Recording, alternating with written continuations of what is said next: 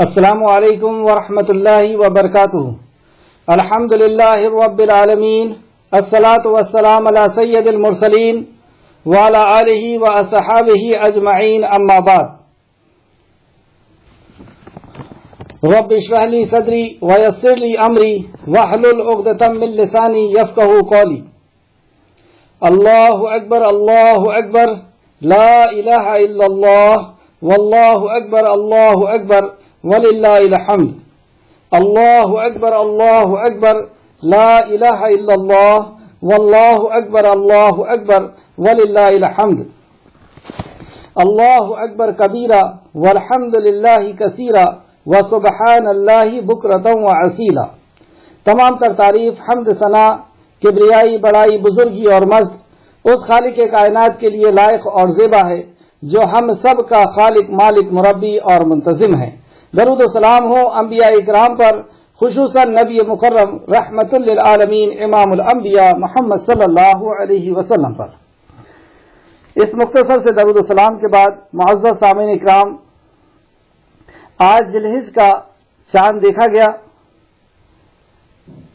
جب یہ چاند نکلتا ہے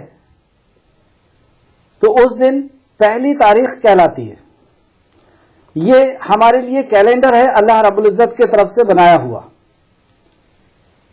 کہ اس کی موٹائی ہمیں تاریخ کا پتہ دیتی ہے۔ اگر بہت باریک ہے تو پہلی تاریخ اور تھوڑا موٹا ہو گیا، اور پہلے کے لوگ جب یہ کیلنڈر نہیں بنا تھا تو چاند کی موٹائی کو دیکھ کر کے تاریخ کو بتا دیا کرتے تھے۔ بہرحال جب ہم نے یہ ذی الحجہ کا چاند دیکھا تو نبی کریم صلی اللہ علیہ وسلم کی سنت یہ ہے کہ ہم اس کو دیکھ کر کے اللہ رب العزت سے دعا کریں کہ یہ جو نیا مہینہ آیا ہے یہ ہمارے لیے امن و امان اور اسلام کے پیغام اور ایمان کو لے کر کے ہماری زندگی کے اندر داخل ہو۔ تو اس چاند کو دیکھ کر کے ہم یہ دعا کرتے ہیں۔ امید ہے آپ لوگوں نے یہ دعا کر لیے ہوں گے، اگر نہیں کیے ہیں تو میرے ساتھ آپ یہ دعا کیجیے۔ اللہم احلہ علینا بالامن والایمان والسلامتی والاسلام ربی وربک اللہ۔ اس کا مطلب یہ ہے، ہم نے اللہ رب العزت سے یہ دعا کی کہ اللہ ہم کو تو امن و ایمان، سلامتی اور اسلام کا چاند دکھا۔ مطلب یہ کہ اللہ ہمیں تو امن دے دے۔ ابھی کیا ہم امن میں ہیں؟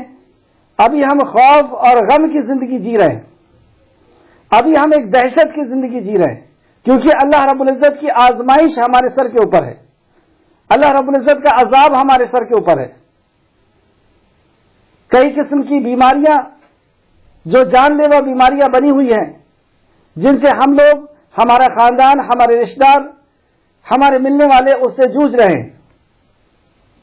ایسے خوف اور غم کی زندگی ہم لوگ اور آزمائش کی زندگی ہم لوگ جی رہے ہیں۔ تو یہاں پر ہم اس چاند کو دیکھ کر کے اپنے خالق اور مالک سے دعا کر رہے ہیں کہ اللہ یہ جو مہینے کا چاند نکلا ہے، اور یہ تو بہت رحمتوں اور برکت کا مہینہ ہے، اور اس 10 دن کی عبادت اے اللہ تیرے نبی نے بتائے، صلی اللہ علیہ وسلم نے بتایا کہ اللہ رب العزت کے نزدیک ان 10 دنوں کی عبادت سے زیادہ قیمتی عبادت، ان 10 دنوں میں کی گئی نیکی سے زیادہ قیمتی نیکی اور کوئی نہیں۔ تو اللہ نبی کریم صلی اللہ علیہ وسلم نے بتایا کہ یہ 10 دن تو بہت خوش ہوتا ہے اور لوگوں کو جہنم سے سب سے زیادہ آزاد کرتا ہے۔ اے اللہ اس چاند کو دیکھ کر کے ہم تجھ سے دعا کرتے ہیں کہ تو اس کو ہمارے لیے امن کا بنا دے۔ جو عذاب ہمارے اوپر مسلط ہے اس عذاب کو، اور جو آزمائش ہمارے اوپر مسلط ہے اس آزمائش سے ہمیں نکال دے آقا۔ اے اللہ جو ہم میں سے پریشان حال ہیں، اس بیماری کو لے کر کے پریشان حال ہیں، کچھ ہمارے ساتھی جو آئی سی یو میں ہیں، جو پریشان ہیں، زندگی اور موت سے لڑ رہے ہیں، اے اللہ تو انہیں امن اور امان دے دے۔ اے اللہ تو دعاؤں کو سننے والا ہے۔ اے اللہ جب بنی اسرائیل نے گناہ کیے اور انہوں نے توبہ کی تو تو نے اپنے عذاب کو ان پر سے ٹال دیا۔ اے اللہ تو ہم پر سے بھی اس عذاب کو ٹال دے۔ اے اللہ یہ 10 دنوں جو دنوں کی عبادتیں تجھے بہت پسند ہے، اے اللہ ان دنوں کے اندر ہم تجھ سے معافی مانگتے ہیں، اور اس چاند کو دیکھ کر کے اس احساس کے ساتھ ہم نے دعا کیا کہ اے اللہ इसे हमारे लिए अमन और ईमान, मतलब हमारा ईमान मजबूत कर दे। इस 10 दिन के अंदर हम दाखिल हो रहे हैं, हमें ईमान के साथ दाखिल कर दे और इस्लाम की हुदूद की हम पाबंदी करें, इस्लाम की शरीयत की हम पाबंदी करें, इस्लाम के तरीके की हम पाबंदी करें। इसके साथ हमें ये चांद दिखा और उसके बाद हम कहते हैं चांद को हम कहते हैं और ए चांद मेरा और तेरा रब अल्लाह है, मेरी मखलूक और ए चांद तू भी मखलूक है। खालिक अल्लाह है, हम दोनों का रब, हम दोनों का पालनहार, हम दोनों की जरूरतों का पूरा करने वाला, हम दोनों को चलाने वाला, इंसान को भी और चांद को भी, हम सब उसके गुलाम हैं। वो जैसा चाहता है हमको चलाता है। तो चांद को देख करके कहीं ऐसा ना हो कि हमारा अकीदा गलत हो जाए, तो वहां पे फिर ये सिखा दिया गया कि ये चांद को देख करके कहो कि ये चांद तेरा और मेरा रब अल्लाह है।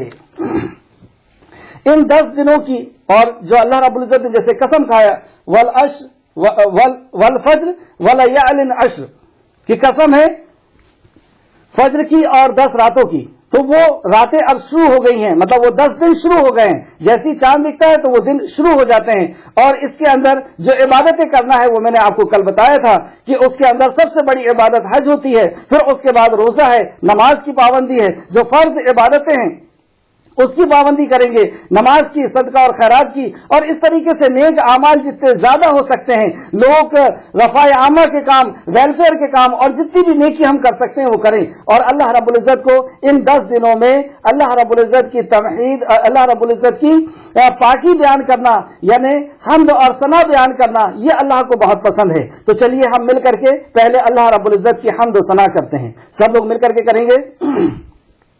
अल्लाहु अकबर ला इलाहा इल्लल्लाह वल्लाहु अकबर वलिल्लाहिल हम्द।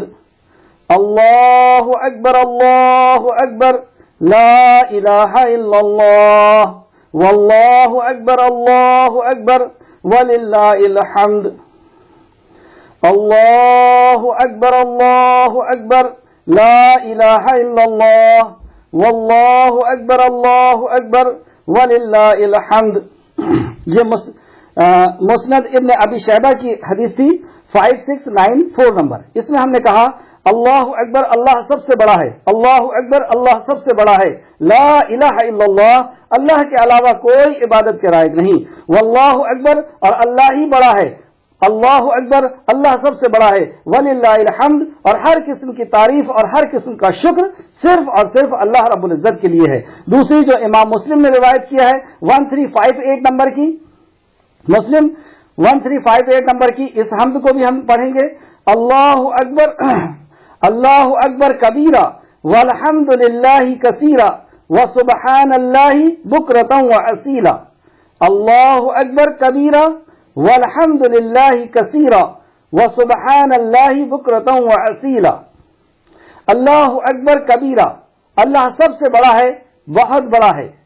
वल्हम्दुलिल्लाहि कसीरा, और अल्लाह ही के लिए बहुत ज्यादा तारीफ है।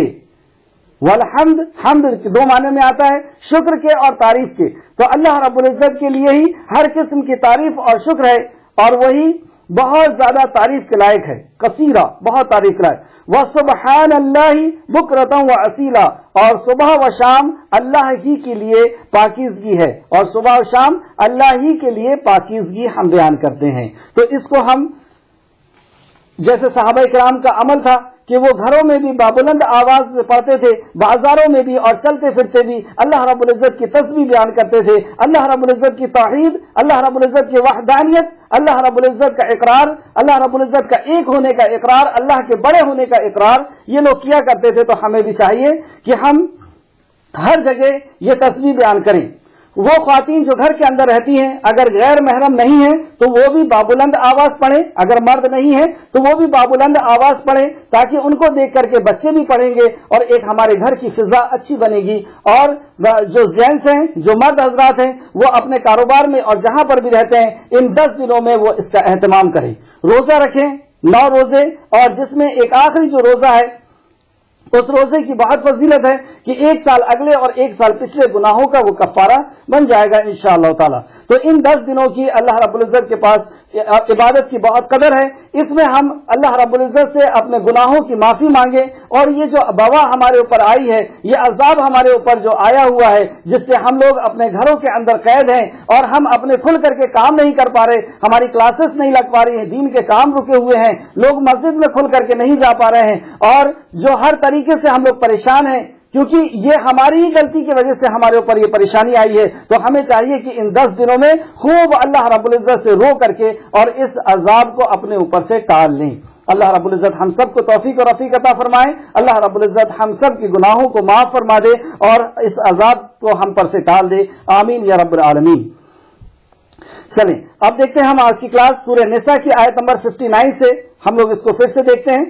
اعوذ باللہ من الشیطان الرجیم، بسم اللہ الرحمن الرحیم۔ یا ایھا الذین آمنوا اطیعوا اللہ واطیعوا الرسول واولی الامر منکم۔ یا ایھا الذین آمنوا، اے وہ لوگوں جو ایمان لائے ہو، اطیعوا اللہ، اللہ کی اطاعت کرو، واطیعوا الرسول، اور رسول کریم صلی اللہ علیہ وسلم کی اطاعت کرو، واولی الامر منکم، اور اولی الامر کی، صاحب اقتدار کی، صاحب امر یعنی آرڈر دینے والے شخص کی اطاعت کرو۔ جو صاحب اقتدار کام چلانے کے لیے بنائے جاتے ہیں، جو امیر بنائے جاتے ہیں، جو امام بنائے جاتے ہیں، جو حکمراں بنائے جاتے ہیں، ان کی اطاعت کرو۔ یہاں تک ہم کو 2 میسج ملے اللہ رب العزت کے۔ سب سے پہلا یہ کہ اللہ کے نبی کی تو اطاعت کرنا ہی ہے، ساتھ میں اولی الامر کی بھی اطاعت کرنا ہے، صاحب اقتدار کی بھی اطاعت کرنا ہے۔ تو ہمیں صاحب اقتدار بنانا ہوگا، اور صاحب اقتدار کس کو بنائیں گے؟ وہ ہم سورہ بقرہ میں، سورہ آل عمران میں پڑھ کر کے آ چکے ہیں کہ اقتدار اس کو دیا جاتا ہے اللہ رب العزت کی طرف سے بھی جو علم والا ہوتا ہے اور جو صحت والا ہوتا ہے۔ تو ہم صاحب اقتدار اس کو بنائیں جو علم میں زیادہ ہو، لیکن اکثر یہ دیکھا جاتا ہے کہ جو مسجد کی زیادہ اچھی صفائی کر سکتا ہے اس کو دے دو اقتدار، یا مسجد میں جو زیادہ ڈونیشن دے سکتا ہے اسے اقتدار دے دو۔ ایسا نہیں ہونا چاہیے۔ جو علم والا ہے اور علم کے حساب سے جو فیصلے کر سکتا ہے، جو صحیح اور غلط اپنے عوام کو بتا سکتا ہے اور عوام کی ضرورت کو پوری کر سکتا ہے، اسے بنانا چاہیے۔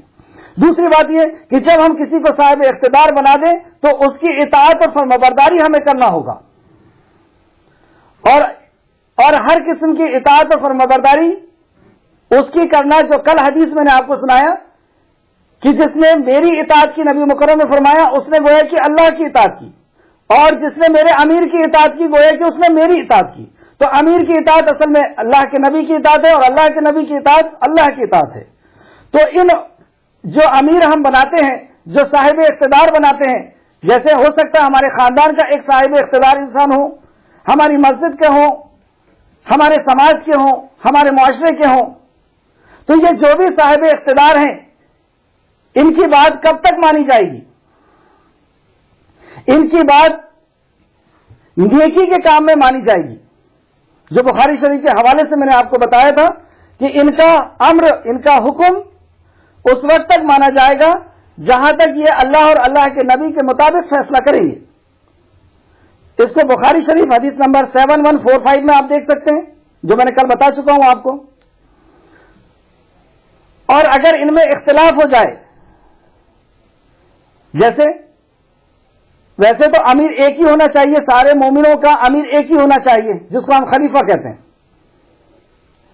لیکن ہماری بدقسمتی کہہ لیجئے یا بدعملی کہہ لیجئے کہ ہم لوگ ایسا نہیں کر پائے کہ ہم سب کا خلیفہ ایک ہوتا۔ یہ سب سے پہلی سنت جو سب سے اہم تھی اس کو ہم نے چھوڑ دیا، اور ہم نے اتحاد اور اتفاق کو اپنے ہاتھ سے اس کا گلا گھونٹ دیا۔ بہرحال اب اگر ہمارے الگ الگ امیر ہیں، الگ الگ امام ہیں، الگ الگ علماء ہیں، الگ الگ خاندان کے ذمہ دار ہیں، اور وہ کوئی بات کہہ رہے ہیں اور اس میں اختلاف ہو جائے، تو اختلاف کے وقت ہم کیا کریں؟ اگر اختلاف ہو گیا اور سب اپنے اپنے عالموں کو یا اپنے اپنے امیروں کو अपने अपने जिम्मेदारों को लेकर के अगर चलने लगे तो बहुत सारे ग्रुप हो जाएंगे। और अल्लाह रब्बुल इज्जत ने फरमाया मा तसिमु बिहब्लिल्लाहि जमीअन वला तफर्रकू, तुम सब मिलकर के अल्लाह की रस्सी को मजबूती से पकड़ो। तो कैसे होगा ये इस अम्र पे, इस ऑर्डर पे, अल्लाह के हुक्म पे कैसे अमल होगा? तो अल्लाह रब्बुल इज्जत ने आगे इसका नुस्खा बताया, फ़इन तनाज़अतुम, और फिर अगर तनाज़ा हो जाए, इख्तिलाफ हो जाए, फ़इन तनाज़अतुम फी शैइन, किसी शय पर अगर तुम्हारा इख्तिलाफ हो जाए, किसी बात पर अगर तुम्हारा इख्तिलाफ हो जाए, फरद्दूहु इलल्लाहि व रसूलिही, तो लौट आओ अल्लाह और उसके रसूल की तरफ। अब ये अपने आलिमों को, अपने सरदारों को, अपने अमीरों को और अपने जो भी साहिब इख्तिदार है इनको छोड़ दो और कहां जाओ? अल्लाह के कलाम पे और नबी के फरमान पे। तो इख्तिलाफ क्यों होगा? सवाल ये उठता है। जिनको हमने अमीर बनाए हैं वो बहुत कीमती लोग हैं, बहुत ऊंचे लोग हैं, तो इख्तिलाफ क्यों हो सकता है? इख्तिलाफ होने की 3 वजह है और ये तीनों वजह से अंबिया पाक होते हैं। अंबिया के अंदर ये तीनों चीज नहीं हो सकती, लेकिन इंसान होने के नाते दूसरे लोगों के अंदर, अंबिया के अलावा जो दूसरे लोग हैं उनके अंदर ये 3 खसलतें आ सकती हैं। सबसे पहली, इल्म का ना होना। इल्म बहुत बड़ा समुंदर है, हो सकता है वो इल्म उन तक ना पहुंचा हो। दूसरा, भूल जाना। यह भी हो सकता है कि वो उस हदीस को या उस वाक़े को, उस फैसले को भूल गए हों, जो अंबिया के साथ नहीं हो सकता लेकिन दूसरों के साथ हो सकता है। इल्म का शरीयत के मामले में इल्म का ना होना यह दूसरों के साथ हो सकता है, अंबिया के साथ नहीं हो सकता, क्योंकि उनके ऊपर तो फौरन वही आती है। और तीसरा, लफ्जिश का हो जाना, गलती का हो जाना। ये तीनों इम्कानात एक अमीर के साथ मुमकिन है। इसीलिए अल्लाह रब्बुल इज्जत ने कहा कि अगर इख्तिलाफ हो जाए, और हमने सहाबा इकराम के वाक़े को भी देखा कि इख्तिलाफ हो गया, तो फिर वो पलट आओ अल्लाह और उसके रसूल की तरफ। अच्छा, अल्लाह और उसके रसूल की तरफ अगर कोई नहीं पलट रहा है तो उसके लिए अल्लाह ने क्या कहा?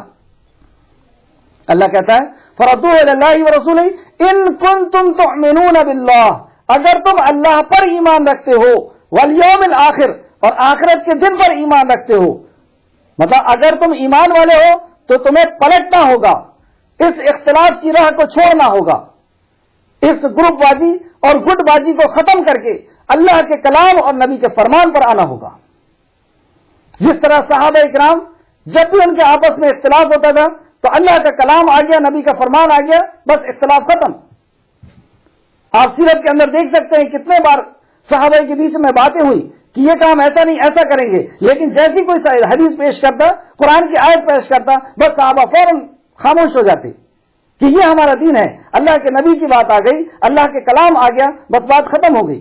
तो अगर हम ईमान वाले हैं तो हमें पलटना होगा, और अगर हम ईमान वाले नहीं हैं तो जिए फिर हम अपने मनमानी, अपने नफसानी ख्वाहिशात के हिसाब से जिए, अपने बाप दादा के तरीके के हिसाब से जिए, अपने दोस्तों के हिसाब से जिए, अपने मुआशरे के हिसाब से जिए और अपने ग्रुपों के हिसाब से जिए। और अगर हम ईमान वाले हैं मरने के बाद की जिंदगी पर और अल्लाह पर, तो हमें लौटना होगा अल्लाह के कलाम की तरफ, नबी करीम सल्लल्लाहु अलैहि वसल्लम के फरमान की तरफ।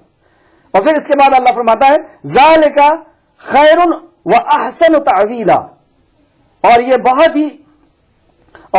बहुत अच्छा है और इसका अंजाम भी बहुत बेहतर है। इसका अंजाम भी बहुत अच्छा। क्या अंजाम होगा इसका? कि हम सब एक ग्रुप में आ जाएंगे। इख्तिलाफ किस चीज में? बहुत गौर से समाप्त करिएगा। इख्तिलाफ किस चीज में? इख्तिलाफ के हमने 2 पहलू बना करके रखे हैं, जबकि इस्लाम के अंदर 2 पहलू नहीं है। पूरी जिंदगी गुजारने का तरीका इस्लाम है।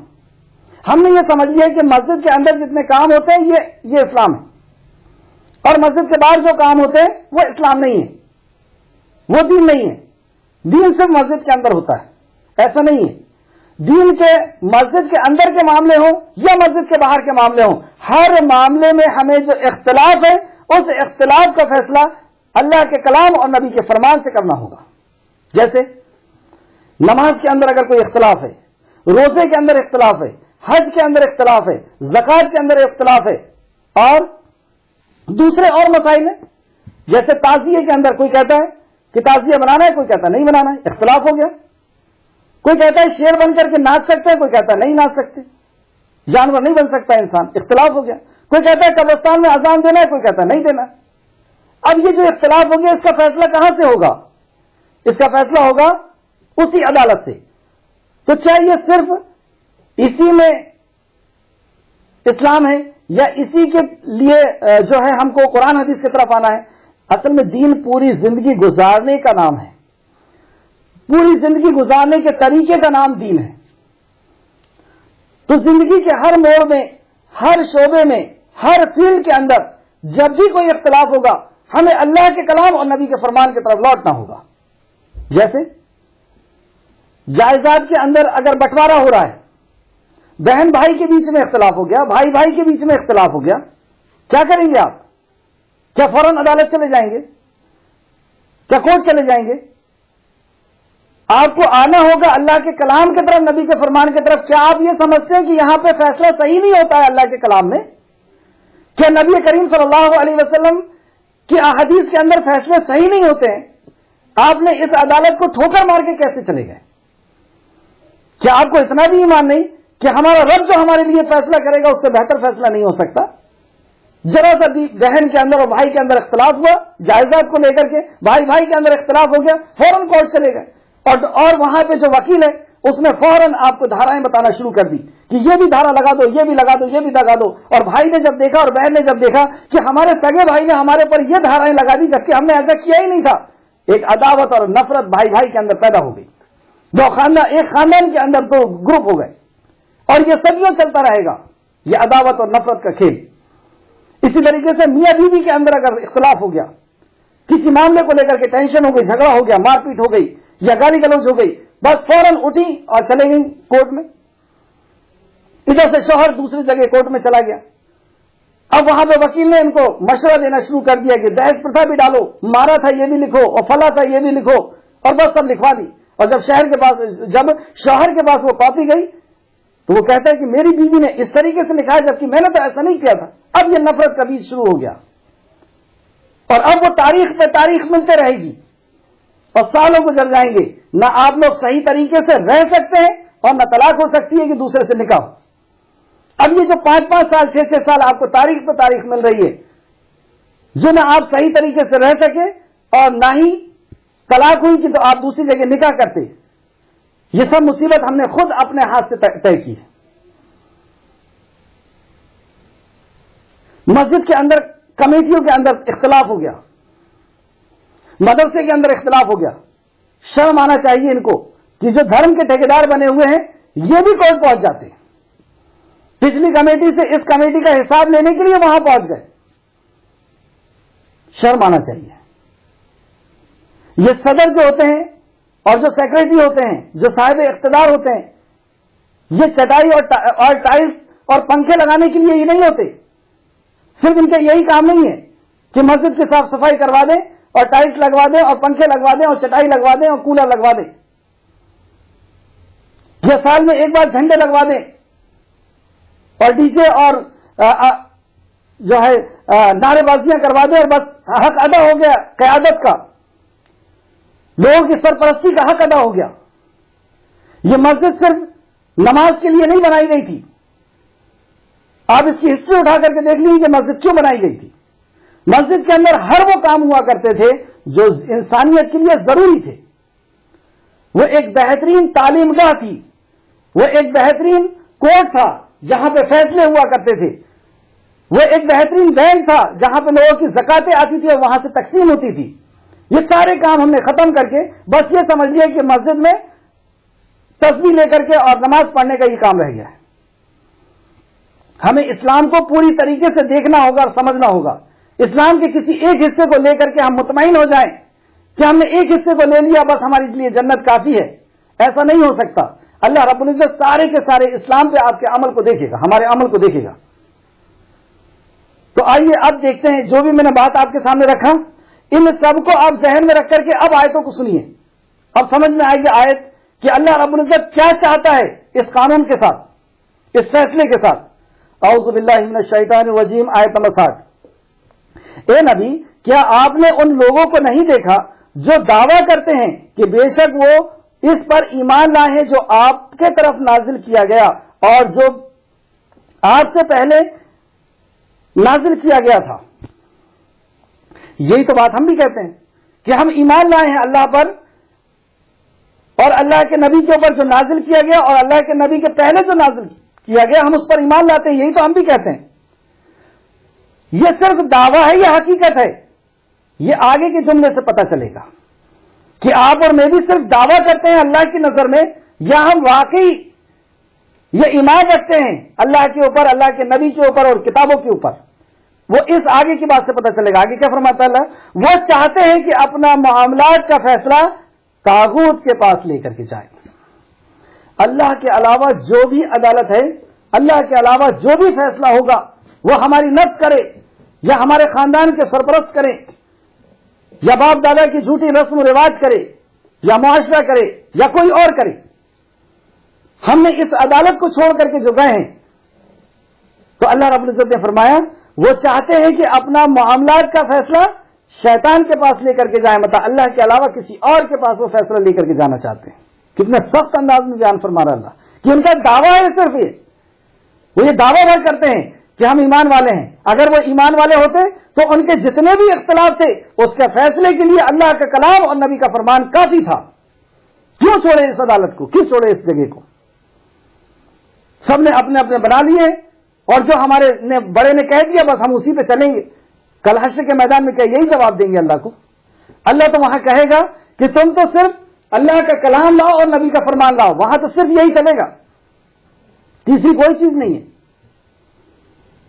جو بھی ہمارا اختلاف ہے، کسی بھی معاملے میں اختلاف ہے تو اس میں ہمیں قرآن و حدیث سے فیصلہ لینا ہوگا.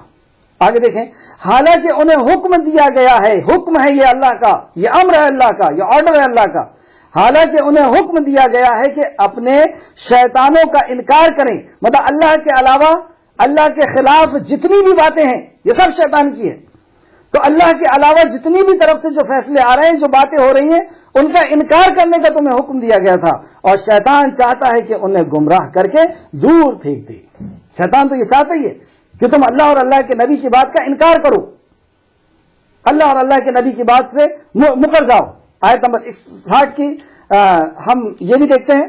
آیت نمبر 60 کا شان نزول، تفسیر ابن کثیر جلد نمبر 2 صفحہ نمبر 128 128. آیت کریمہ کے شان نزول کے بارے میں ذکر کیا گیا ہے کہ یہ ایک انصاری اور ایک یہودی کے بارے میں نازل ہوئی ہے جن کا آپس میں تنازع ہوا، جن کا آپس میں جھگڑا ہوا تھا. یہودی نے کہا کہ ہم اپنا فیصلہ محمد صلی اللہ علیہ وسلم سے کرواتے ہیں، مگر انصاری نے کہا کہ نہیں، ہم اپنا فیصلہ کعب بن اشرف کے ساتھ کرواتے ہیں. کیا پتہ چلا کہ اس کا شان نزول یہ ہے کہ اختلاف ہوا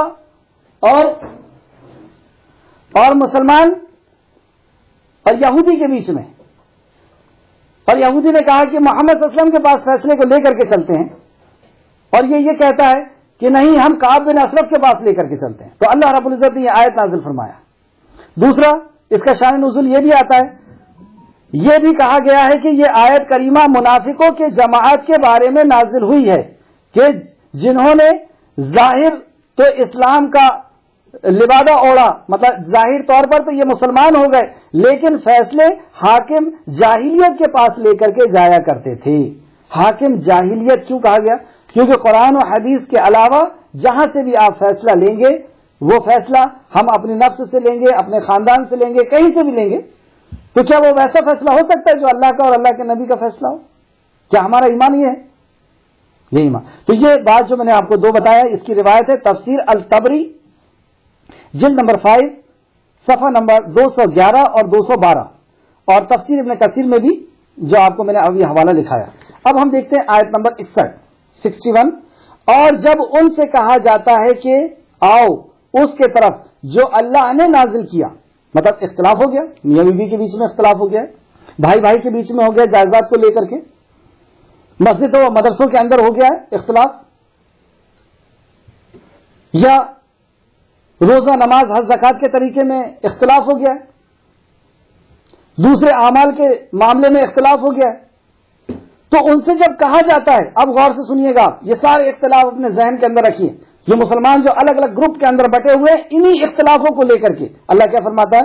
اور جب ان سے کہا جاتا ہے کہ آؤ اس کے طرف جو اللہ نے نازل کیا اور آؤ رسول کی طرف، تو آپ منافقوں کو دیکھیں گے کہ وہ آپ سے کتراتے ہیں. جب ان کو بلایا جائے گا کہ چلو قرآن سے فیصلہ لے لیتے, احادیث سے لے لیتے, تو آپ منافق کو دیکھیں گے کہ وہ کترائے گا. تو منافق کی ایک بہت اہم پہچان یہاں بتائی گئی, اس کو نوٹ کر لیں کہ منافق کی کیا پہچان ہے, کہ وہ اپنے آپس کے اختلافی فیصلے میں جب اس کو قرآن و حدیث کی طرف بلایا جاتا ہے تو وہ کترا کر کے بھاگتا ہے. وہ اللہ کے کلام اور نبی کے فرمان سے فیصلہ کرانا پسند نہیں کرتا. مطلب اسے یہ ڈاؤٹ ہے کہ اللہ کا کلام اور نبی کا فرمان صحیح فیصلہ نہیں کرے گا. استغفر اللہ استغفر اللہ. اسی لیے وہ اللہ کے نبی کے فرمان کی طرف اور قرآن اور حدیث کی طرف وہ نہیں آتا. وہ چاہتا ہے اپنے بڑوں کے پاس, وہ چاہتا ہے جس کو اس نے اپنا سربراہ سمجھا ہے, وہ چاہتا ہے اس کے پاس جس کو اس نے حاجت روا اور مشکل کو سر سمجھا ہے, وہ چاہتا ہے اس کے پاس جس کو اس نے اپنا پیر سمجھا ہوا ہے کہ وہ اس کا دامن پکڑ کر کے جنت میں چلا جائے گا اور قبر کے اندر اس کا نام لے لے گا. وہ اس کے پاس جاتا ہے اور وہ جو فیصلہ دے دیتا ہے اس کو مان لیتا ہے. وہ پوچھتا بھی نہیں ہے کہ اس میں آپ نے قرآن سے بیان کیا یا حدیث سے بیان کیا. جو اس کے بڑے نے کہہ دیا بس اس کو مان لیا. اس کو کوئی ضرورت نہیں ہے کہ حدیث میں ہے یا نہیں یا قرآن میں ہے یا نہیں. جبکہ اللہ کہتا ہے کہ پلٹو قرآن و حدیث کی طرف, لیکن یہ پلٹتا کہاں ہے؟ اپنے بڑے کی طرف, اپنے علماء کی طرف, یا اپنی نفس کی طرف, یا اپنے خاندان کی طرف. دیکھیے قرآن و حدیث کے خلاف جو بھی آئے گا وہ باطل ہوگا. تو یہاں پہ جو کہا گیا پھر سے آپ دیکھیں, اور جب ان سے کہا جاتا ہے کہ آؤ اس کے طرف جو اللہ نے نازل کیا اور آؤ رسول کی طرف, تو آپ منافقوں کو دیکھیں گے کہ وہ آپ سے کترا کر چلے جاتے ہیں. اس سے ملتی جلتی دو آیت اور دیکھیے تو آپ کو اور تفسیر ہو جائے گی, کیونکہ قرآن کی تفسیر قرآن سے زیادہ بہتر ہوتی ہے. سورہ لقمان آیت نمبر 21, سورہ لقمان آیت نمبر 21. اور جب ان سے کہا جاتا ہے جب ان سے کہا جاتا ہے کہ جو کتاب اللہ نے نازل فرمائی ہے اس کی پیروی کرو, تو کہتے ہیں کہ ہم تو اس کی پیروی کریں گے جس پر ہم نے اپنے باپ دادا کو پایا. جب ان سے کہا جاتا ہے کہ بھائی تمہارے یہاں شادی ایسی ہو رہی ہے, تم بزنس ایسا کر رہے ہو, یا تم فلاں کام ایسا کر رہے ہو, چلو پلٹ آتے ہیں قرآن حدیث سے فیصلہ لے لیتے ہیں, تو وہ کیا کہیں گے؟ نہیں, ہم نے جو اپنے باپ دادا کو پایا ہم اسی طریقے سے کریں گے. کیسے ہو سکتا ہے؟ ہمارا تو ہر کام باپ دادا کے طریقے سے ہی ہوگا. لیکن اس کے برعکس جو یہ منافق ہیں اور اس کے برعکس جو مومن ہیں وہ کیا کہتے ہیں؟ ان کی بات سنیے آپ. سورہ نور سورہ نمبر 24 آیت نمبر 51 کے اندر اللہ فرماتا ہے, بے شک مومنوں کی تو بات یہ ہے کہ جب وہ اللہ اور اس کے رسول کی طرف بلائے جاتے ہیں تو وہ ان میں فیصلہ کریں. مطلب ان کو جب بلایا جاتا ہے اللہ اور اس کے رسول کی طرف کہ اللہ اور اس کے رسول اس کے فیصلہ کریں, تو وہ کہتے ہیں ہم نے سننا لیا اور مان لیا. سمعنا واطعنا کہتے ہیں, ہم نے سنا اور مان لیا کہ چلو اس سے بہتر فیصلہ اور کہیں نہیں ہو سکتا. نہ ہمارے باپ دادا کر سکتے, نہ ہماری نفس کر سکتی ہے, نہ ہمارے قبیلے کا سردار کر سکتا ہے, نہ ہمارے مسجد کا امام کر سکتا, کوئی نہیں کر سکتا. اللہ کے کلام اور نبی کے فرمان سے اگر ہمارے باپ دادا بھی دلیل دے دیں گے تو وہ سراخوں پر, ہمارے مسجد کے سردار بھی کہہ دیں گے تو وہ سراخوں پر, ہماری نفس بھی اگر قرآن حدیث کے مطابق کہہ دے گی تو وہ سراخوں پر, اور اگر نہیں تو ہم اپنے نفس کی بھی نہیں مان سکتے, اپنے باپ دادا کی بھی نہیں, کسی کی ہم نہیں مان سکتے, کیونکہ ہم نے کلمہ یہ پڑھا ہے اشہد ان لا الہ الا اللہ و اشہد ان محمد رسول اللہ, کہ اللہ کے علاوہ کوئی عبادت کے لائق نہیں اور محمد رسول اللہ صلی اللہ علیہ وسلم اللہ کے نبی ہے. مطلب اللہ کا جو شریعت آئے گی ہم مسلم ہیں, اسی کے ہم تابع فرمان ہیں. آیت نمبر 62, پھر ان کا کیا حال ہوتا ہے جب ان کے ہاتھوں کی لائی ہوئی مصیبت ان پر آ پڑتی ہے. جب یہ اللہ اور اللہ کے نبی سے فیصلہ نہیں لیتے اور ادھر ادھر کی باتوں پر یہ چلتے رہتے ہیں تو یہ مصیبت ان کے سر پر آتی ہے, اور جب سر پہ آتی ہے تو کیا ہوتا ہے؟ پھر وہ قسمیں کھاتے ہوئے آپ کے پاس آ کر کہتے ہیں اللہ کی قسم ہم نے تو بھلائی اور اصلاح صفائی کا ہی ارادہ کیا تھا. ارادہ تو جگہ تو غلط گئے تھے, بھلی نیت صحیح تھی, لیکن فیصلہ تو تم کو یہاں سے کرانا تھا. بہرحال تو اللہ اس کے جواب میں کیا کہتا ہے کہ ایسے لوگوں کے ساتھ آپ کا کیا بہیو رہے گا, ایسے لوگوں کا آپ کا کیا ان کے ساتھ طرز عمل رہے گا. آیت نمبر 63 میں اللہ فرماتا ہے یہ وہ لوگ ہیں کہ اللہ جانتا ہے ان کے دلوں میں کیا ہے, لہذا اے نبی کریم صلی اللہ علیہ وسلم آپ ان کی باتوں پر دھیان نہ دیں اور انہیں نصیحت کریں اور ان سے ان کے دلوں پر اثر کرنے والی بات کہیں. اس کے بعد بھی آپ کو کوئی دوسرا ایکشن نہیں لینا ہے. ان کو نصیحت اور وصیت کرتے رہیں, ان کو اللہ کے کلام اس انداز میں سنائیں کہ ان کے دل پر اثر کر جائے, ان کو بات سمجھ میں آ جائے.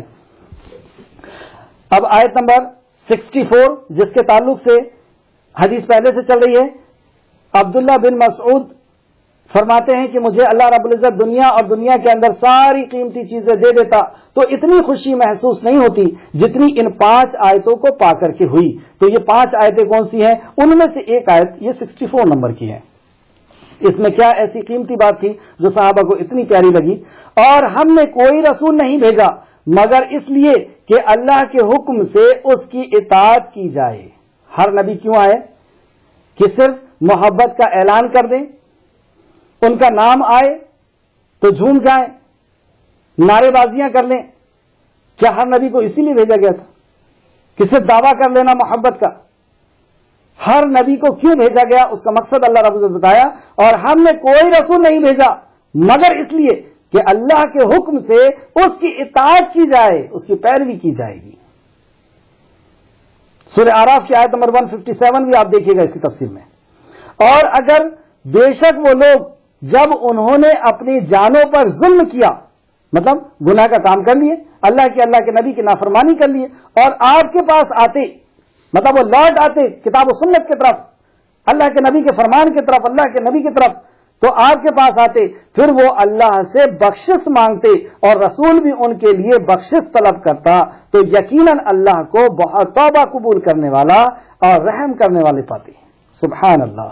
یہ آیت اس لیے اتنی قیمتی لگی حضرت عبداللہ بن مسعود کو کہ ہم کتنے بھی گناہ کر لیں لیکن ہم جب لوٹ جائیں گے اللہ کے نبی کے فرمان کی طرف اور اللہ رب العزت سے سچی اور خالص توبہ کرتے ہیں تو اللہ فرماتا ہے میں تمہاری توبہ کو قبول کرتا ہوں. یہ بھی ہمارے لیے بہت بڑا انعام ہے اللہ کا کہ ہم سے جب بھی کوئی غلطی ہو جائے تو ہم اللہ کے نبی کے فرمان کی طرف لوٹ جائیں صحیح طریقے سے اور اللہ رب العزت سے توبہ اور استغفار کر لیں, نبی کی سنتوں کو اپنا لیں, تو اللہ رب العزت ہمارے بڑے بڑے گناہوں کو معاف کرتا ہے.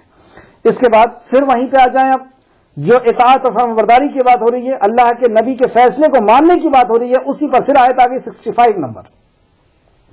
فلا وربک لا یؤمنون حتی یحکموک فیما شجر بینہم, قسم ہے تیرے پروردگار کی کوئی شخص اس وقت تک مومن نہیں ہو سکتا جب تک اپنے تمام آپس کے اختلاف کا فیصلہ نبی کریم صلی اللہ علیہ وسلم سے نہ کروا لے, اور جو آپ فیصلہ کر دیں اس فیصلے کو مان کر کے, اس فیصلے کو سن کر کے اس کے دل کے اندر کوئی کجی اور کمی بھی نہ آئے, کوئی ڈاؤٹ بھی نہ آئے, کوئی ٹینشن بھی نہ آئے, اور وہ اس کو حضور قلب سے یعنی پورے دل کے اطمینان کے ساتھ اس کو قبول کر لے, وہ مومن نہیں ہو سکتا.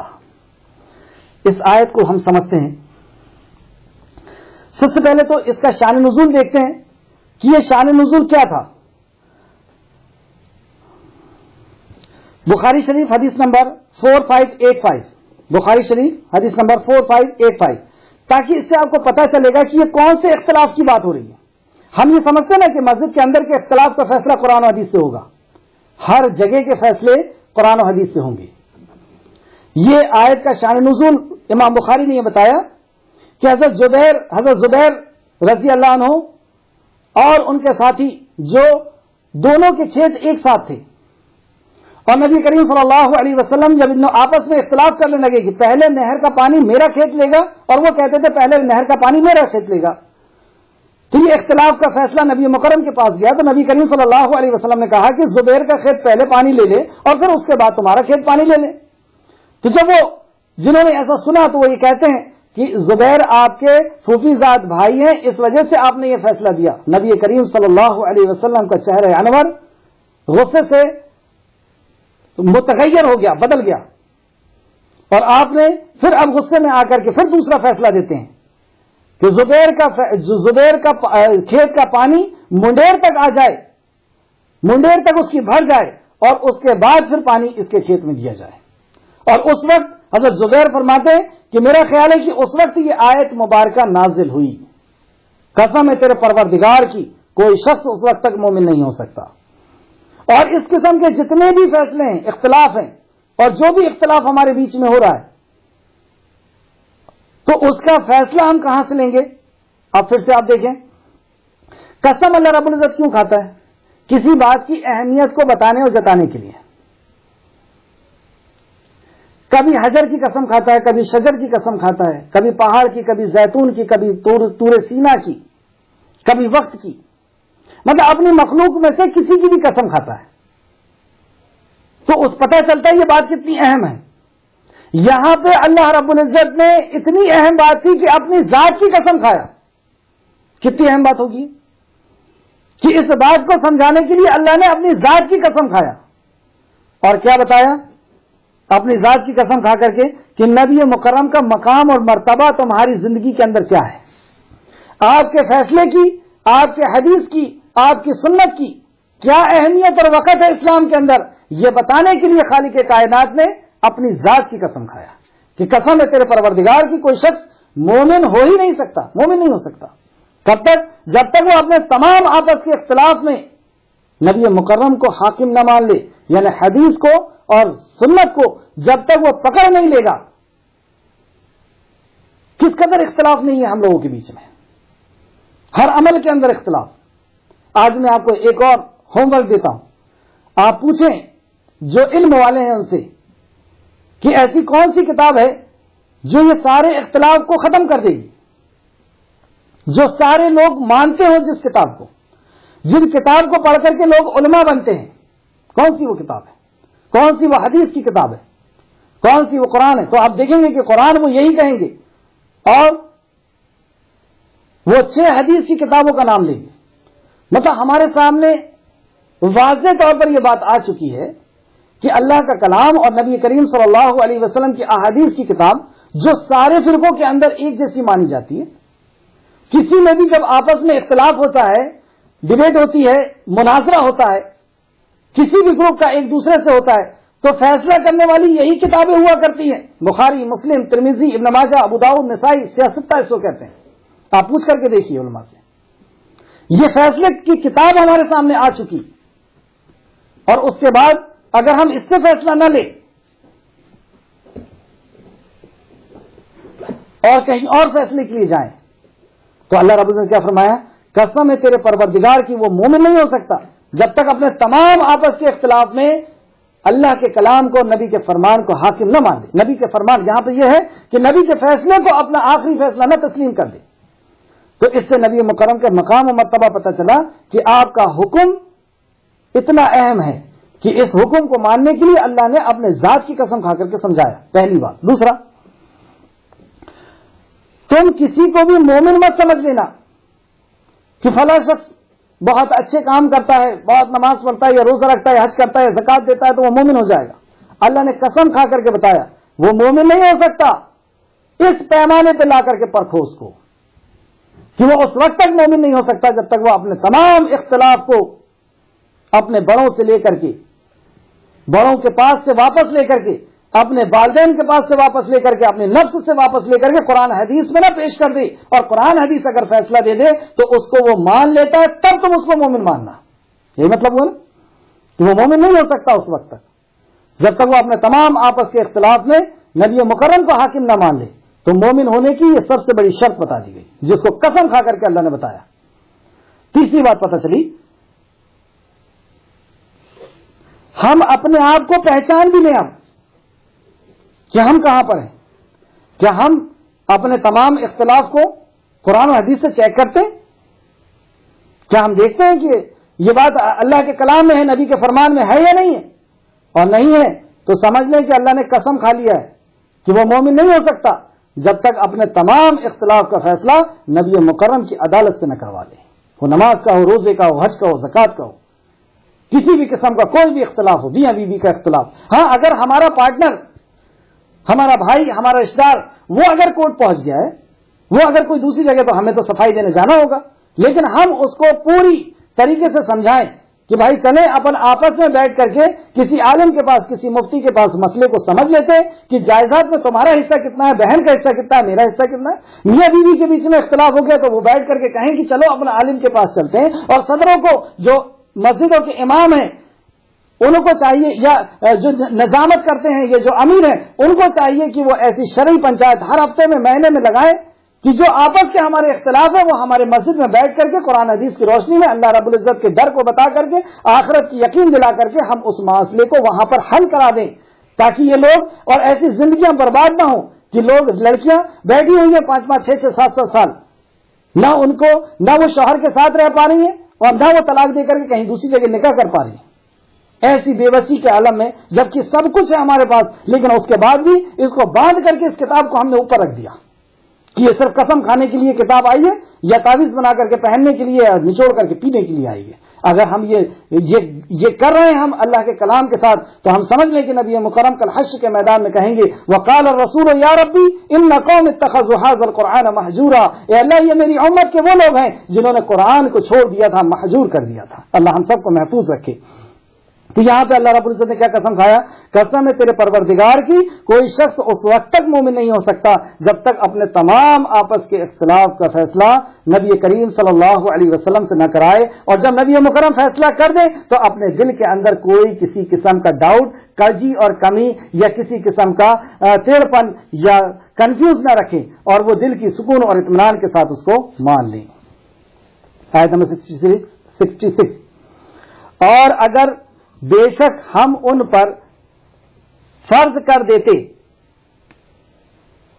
اپنے آپ کو قتل کرو یا تم اپنے گھروں سے نکلو تو ان میں سے چند ایک کے سوا کوئی بھی یہ کام نہ کرتا۔ اب اللہ رب العزت اپنے حکم کے تعلق سے فرما رہا ہے کہ اگر ہم یہ فرض کر دیتے کہ تم سب اپنے گھروں سے نکلو، اپنے آپ کو قتل کرو، تو چند لوگوں کے سوا یہ کام نہیں کرتے ہر کوئی۔ یہاں پہ تعریف بیان کری جا رہی ہے صحابہ کی، کہ صحابہ ایسے تھے کہ ان کو جب حکم دے دیا جاتا تھا بغیر کچھ سوچے سمجھے اس پر عمل کرتے تھے۔ اگر ان کو یہ کہا جاتا کہ قتل کر دو اپنے آپ کو یا اپنے گھر سے نکل جاؤ، دیکھا بھی آپ نے مکہ چھوڑ کر کے نکل گئے۔ نبی مکرم نے کہا ابھی بچے دولت جائیداد ان سب کو چھوڑ کر کے نکل جاؤ، نکل گئے۔ یہ کیوں کہا گیا ایسا؟ اب اس کی جواب آگے آ رہا ہے۔ اور اگر بے شک وہ مان لیتے جسے انہیں نصیحت کی جاتی ہے تو ان کے لیے بہتر اور زیادہ ثابت قدمی کی بات ہوتی۔ اگر وہ اس بات کو مان لیتے نا، جو اللہ نے کہہ دیا بس اس کو مان لینا ہے، اپنی عقل کی اس میں دخل نہیں ہے اسلام کے اندر، کیونکہ ہمارا عقل، ہمارا لاجک، ہمارا دماغ، ہماری سوچ، ہمارا علم اس رب کے سامنے کچھ بھی نہیں ہے۔ اس نے جس وقت جو آرڈر دیا ہے اس وقت اس آرڈر کو ہم کو مان لینا ہے بغیر کچھ سوچے اور سمجھے، یہی اسلام ہے۔ کیونکہ ہماری عقل وہاں تک نہیں پہنچی ابھی۔ بظاہر ہم کو ایسا لگے گا کہ یہ تو ختم کر دینے والی بات ہے، یہ تو اپنے آپ کو قتل کر دینے والی بات ہے، لیکن جب زندگی وقت گزرتا ہے تب ہم کو سمجھ میں آتا ہے کہ ہاں اللہ نے جو وہ فیصلہ کیا تھا وہی بہتر تھا۔ جیسے بیاج کے پیسے نہیں کھانا ہے، بیاج کے کاروبار کو آپ ریزائن کر دیں، جو مشرک ہے اس سے نکاح نہیں کرنا ہے، وہ غلام بہتر ہے جو آپ کی دکان میں کام کر رہا ہے۔ آپ کو لگے گا کہ اتنا کروڑ پتی رشتہ ہے اور اس کو ٹھکانے کی بات اللہ رب العزت کہہ رہا ہے، یہ تو خودکشی کرنے جیسی بات ہو گئی۔ ایسے جو بھی فیصلے آئیں گے اللہ رب العزت کے اور اللہ کے نبی کے، وہ آپ کو بظاہر ایسے ضرور لگ سکتے ہیں کبھی کہ اس کے اندر تو کچھ فیوچر نظر نہیں آ رہا، لیکن اللہ فرماتا ہے کہ اسی کے اندر بہتری ہے۔ کچھ ہی زندگی کے کچھ لمحات گزرنے کے بعد، کچھ گھنٹے، کچھ سال اور کچھ وقت گزر جانے کے بعد انسان کو خود سمجھ میں آنے لگتا ہے۔ اور اگر بے شک وہ مان لیتے جس کی انہیں نصیحت کی جاتی ہے، مطلب قرآن حدیث جس کی نصیحت کی جاتی ہے، اگر وہ مان لیتے تو یہ ان کے لیے بہتر اور زیادہ ثابت قدمی کی بات ہوتا۔ پچھلی آیتوں کو بھی ہم نظر میں رکھیں کہ اگر ہم اللہ کے نبی کے فیصلوں کو مان لیں گے، قرآن حدیث کو مان لیں گے، تو بظاہر ہم کو ایسا لگے گا کہ خاندان سے ہمارا رشتہ ٹوٹ جائے گا، دوستوں سے ہمارا رشتہ ٹوٹ جائے گا، کوئی شادیوں میں نہیں بلائے گا اگر ہم قرآن حدیث پر چلنے لگ جائیں گے، بظاہر ہم کو ایسا نظر آئے گا، لیکن اللہ رب العزت فرماتا ہے یہی بہتر ہوگا۔ اور پھر آگے فرماتا ہے اور تب ہم ضرور انہیں اپنے طرف سے بہت بڑا اجر دیتے۔ اگر وہ اللہ کے کلام اور نبی کے فرمان کے فیصلے کو مان لیتے، بظاہر ان کو ایسا لگ رہا تھا کہ رشتہ داریاں ٹوٹے گی، دوستیاں ختم ہوگی، شادیوں میں نہیں بلائیں گے، لوگ دیکھ کر کے تھوکیں گے اور فلاں فلاں نمبر دیں گے اور فلاں فلاں بری باتیں کہیں گے، لیکن اللہ رب العزت فرماتا ہے کہ ہم ان کو بہت بڑا اجر دیتے ہیں، اس دنیاوی اعتبار سے بھی، اور ہم ضرور انہیں سیدھی راہ دکھا دیتے یا راہ پر چلا دیتے، مطلب ہم ان کو ضرور ہدایت دیتے۔ سبحان اللہ، جب اللہ کے نبی کا فرمان آ جائے اور اگر ہم نے سر تسلیم خم کر دیا تو اللہ رب العزت بڑا اجر بھی دے گا اور ہدایت بھی دے گا۔ اور اس کے بعد ایک بہت قیمتی آیت بیان فرماتا ہے اللہ رب العزت، اور جو کوئی اللہ وَمَن يُطِعِ اللَّهَ وَالرَّسُولَ، اور جس نے اطاعت کی اللہ کی اور اس کے رسول کی، فَأُولَٰئِكَ مَعَ الَّذِينَ أَنْعَمَهُمُ اللَّهُ عَلَيْهِمْ، تو وہ ایسے لوگوں کے ساتھ ہوں گے جن پر اللہ نے انعام کیا، انعم اللہ علیہم، جن پہ اللہ نے انعام کیا۔ ہم پانچوں وقت کی نماز میں ہاتھ باندھ کر کے اپنے خالق کے سامنے یہ گڑگڑاتے ہیں، اہدنا الصراط المستقیم صراط الذین انعمت علیہم، اے اللہ ان کے راستے پر چلا دے جن پر تو نے انعام فرمایا، اے اللہ ان کے راستے پر چلا دے جن پر تو نے انعام فرمایا۔ تو یہ انعام یافتہ لوگ کون ہیں، اور ان کے راستے پر چل کر کے یا ان کے ساتھی ہم کب بن سکتے ہیں، اس کا راز اللہ رب العزت نے بتایا، وَمَن يُطِعِ اللَّهَ وَرَسُولَهُ، اگر تم نے اطاعت کی اللہ کی اور اس کے رسول کی، اب دوسری عدالتیں اور دوسرے فیصلے اور دوسری باتیں سب ختم، تم نے اطاعت کی اللہ کی اور اس کے رسول کی، فَأُولَٰئِكَ مَعَ الَّذِينَ أَنْعَمَ اللَّهُ عَلَيْهِمْ، تو وہ ایسے لوگوں کے ساتھ ہوں گے جن پر اللہ نے انعام کیا۔ اور انعام کن کے پر کیا؟ من النبیین، وہ نبیوں کے ساتھ ہوں گے، والصدیقین، اور صدیق کے ساتھ ہوں گے، والشہداء، اور شہیدوں کے ساتھ ہوں گے، والصالحین، اور صالحین کے ساتھ ہوں گے یعنی ولیوں کے ساتھ ہوں گے، وحسن اولئک رفیقا، اور یہ کتنے ہی بہتر ساتھی اور کتنے ہی اچھے رفیق ہیں۔ اگر ہم یہ چاہتے ہیں کہ نبی کا، صدیق کا، شہداء کا اور ولیوں کا ساتھ ہمیں ملے، اور اصل ٹھکانہ ہمارا وہی ہے کہ مرنے کے بعد ہم کن کے ساتھ میں اٹھائے جانے والے ہیں، کن کے ساتھ ہمارا ٹھکانہ ہونے والا ہے، کن کے ساتھ ہم رہنے والے ہمیشہ ہمیش کی زندگی میں۔ اور اگر ہم یہ چاہتے ہیں کہ ہم نیک اور اچھے لوگوں کے ساتھ، نبیوں اور ولیوں اور شہداء کے ساتھ اگر رہیں، تو ہمیں دو کام کرنے کا یہاں پہ حکم دیا گیا۔ پچھلی آیت سے یہ آیت پھر آپ کو جوڑ کر کے دیکھیے، وہی حکم دیا گیا، اطیعوا اللہ و اطیعوا الرسول، اللہ کی اطاعت کر لو، اللہ کے نبی کی اطاعت کرو، اللہ کے نبی کے فیصلے کو مان لو۔ کیا دقت کیا ہے اللہ کے نبی کے فیصلے کو ماننے میں؟ کیا نبی غلط فیصلہ دیں گے؟ نعوذ باللہ۔ کیا اللہ رب العزت تمہارے لیے تم سے دشمنی کرتا ہے، دشمنی چاہتا ہے یا غلط فیصلہ دے گا؟ کوئی ثابت کر دو کوئی فیصلے کو کہ اللہ نے یہ غلط فیصلہ دے دیا ہمارے لیے۔ اس آیت کا شان نزول بھی دیکھیں، بخاری شریف حدیث نمبر 4586 اور بخاری شریف حدیث نمبر 4438، دونوں حدیث ایک ساتھ پڑھ رہا ہوں۔ امام بخاری نے حضرت عائشہ رضی اللہ عنہ سے روایت کیا ہے کہ میں نے رسول کریم صلی اللہ علیہ وسلم کو بیان فرماتے ہوئے سنا، جب بھی کوئی نبی بیمار ہوتے ہیں تو انہیں دنیا اور آخرت ان کے سامنے پیش کی جاتی ہے اور انہیں اختیار دیا جاتا ہے کہ جس کو چاہے وہ چن لیں۔ مطلب جب انبیاء کا اس دنیا سے رخصتی کا وقت ہوتا ہے تو انبیاء کے سامنے دنیا اور آخرت دونوں کو پیش کیا جاتا ہے کہ تم چاہو تو رفیق اعلیٰ سے جا کر کے مل جاؤ اور تم چاہو تو دنیا لے لو۔ تو مرض الوفات میں جب آپ کی طبیعت میں بے حد ناساز ہو گئی، مطلب عائشہ فرماتی ہیں کہ جب نبی کریم صلی اللہ علیہ وسلم کی طبیعت زیادہ ناساز ہو گئی تو میں نے آپ کو یہ پڑھتے ہوئے سنا، مطلب جب آپ نبی کریم صلی اللہ علیہ وسلم اپنے رب کے قریب جانے والے تھے، آپ کی طبیعت زیادہ خراب ہو گئی تھی، تو آپ سے عائشہ فرماتی ہیں کہ میں نے آپ کی زبان مبارک سے اس بات کو، اس آیت کو پڑھتے ہوئے سنا، مع الذین انعم اللہ علیہم من النبیین والصدیقین والشہداء والصالحین، تو مجھے معلوم ہو گیا کہ آپ کو بھی اس وقت دنیا اور آخرت میں سے کسی ایک کی انتخاب کا اختیار دے دیا گیا ہے۔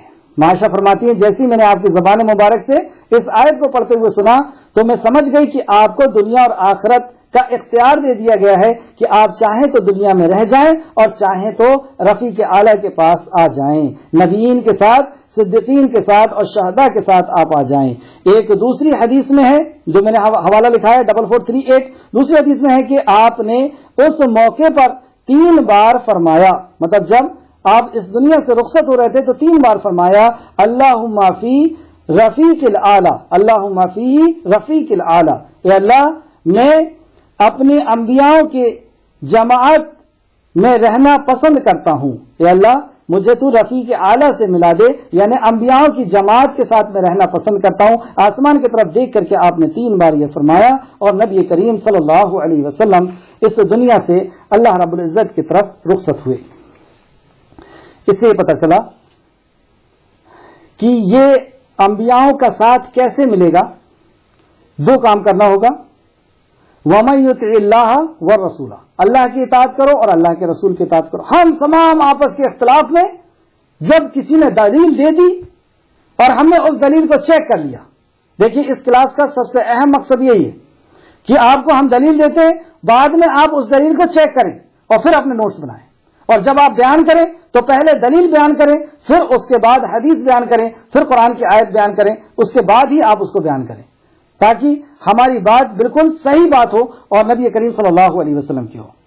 ایک اور اس آیت کے تعلق سے ایک حدیث بہت پیاری میں آپ کو بتاتا ہوں۔ اس آیت کریمہ کا سبب نزول تفسیر ابن کثیر جلد نمبر 2 صفحہ نمبر 133 کے اندر یہ فرماتے ہیں کہ اس کا سبب نزول ہے کہ امام ابن جریر نے سعید بن زبیر کی روایت کو بیان کیا ہے کہ ایک صحابی نے نبی کریم صلی اللہ علیہ وسلم سے کہا کہ یا رسول اللہ، اقدس میں حاضر ہوا اور اس وقت وہ غمزدہ تھے، مطلب وہ صحابی نبی کریم صلی اللہ علیہ وسلم سے ملنے کے لیے آئے اور بہت غمزدہ تھے، بہت پریشان حال تھے، تو نبی کریم صلی اللہ علیہ وسلم نے ان سے فرمایا کیا بات ہے تم غمزدہ نظر آتے ہو؟ ان صحابی نے کہا کہ اے اللہ کے نبی، میں ایک چیز کے بارے میں سوچتا ہوں۔ آپ نے فرمایا وہ کیا ہے؟ انہوں نے کہا ہم صبح و شام آپ کی خدمت میں حاضر ہوتے ہیں اور آپ کے چہرے اقدس کا دیدار کرتے ہیں اور آپ کی ہم نشینی کا شرف حاصل کرتے ہیں، لیکن کل جنت میں آپ اونچے درجے پر ہوں گے اور ہم نیچے درجے پر ہوں گے۔ اور ایک دوسری حدیث میں یہ ملتا ہے کہ وہ صحابی یہ کہتے ہیں کہ یا رسول اللہ، میں جب آپ کے پاس رہتا ہوں اور آپ کے چہرے انور کا دیدار کرتا ہوں مجھے بہت سکون ملتا ہے، اور جب میں گھر چلا جاتا ہوں اور اچانک آپ کی یاد آتی ہے تو میں بے چین ہو جاتا ہوں، اور میں بے چین ہو کر کے پھر آپ کے چہرے انور کا، آپ کے دیدار کے لیے میں دوڑ کر کے آتا ہوں اور آپ کے چہرے کا دیدار کر کے مجھے سکون اور اطمینان مل جاتا ہے۔ یا رسول اللہ صلی اللہ علیہ وسلم، کل جب آپ اونچی جنت میں ہوں گے اور میں نیچی جنت میں ہوں گا، مجھے آپ کی یاد آئے گی تو پھر میں کیا کروں گا؟ سبحان اللہ۔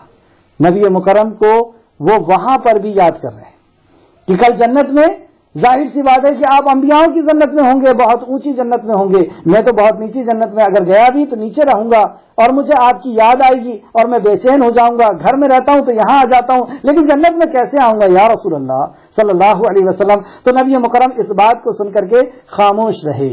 اتنے میں جبریل امین فوراً نازل ہوئے اور جبرائیل علیہ السلام نے ایک اصول لے کر کے آیا کہ اگر نبی کریم صلی اللہ علیہ وسلم کے ساتھ رہنا چاہتے ہو، ان کی رفاقت چاہتے ہو، ان کا ساتھ چاہتے ہو، انبیاء کا ساتھ چاہتے ہو، تو تمہیں کیا کرنا ہوگا؟